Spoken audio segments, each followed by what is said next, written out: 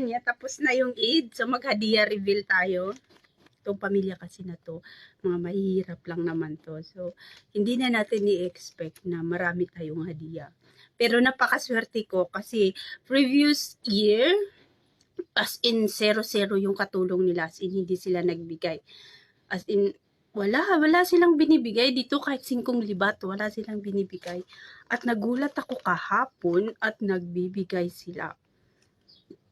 Pero sa mga sinerte naman na nakatanggap ng limpak-limpak na salapi from their employer, so na good luck, mabruk sa inyo dahil hindi talaga ako sinwerte sa ganong klaseng amo.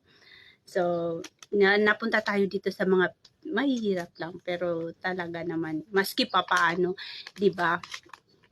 Galing to sa ano nila pinaghirapan. Kasi nga yung amo ko, kung ako namamasko rin sila, nangingi din sila. Kaya nga, nagulat ako kahapon, binigyan nila ako. So, ito na ang hadiah reveal natin. Wow! Charing! Ito siya.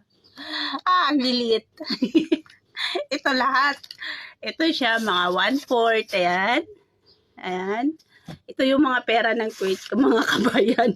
Alilito, 1/4 doon. Ang dami. Ito puro 1/4.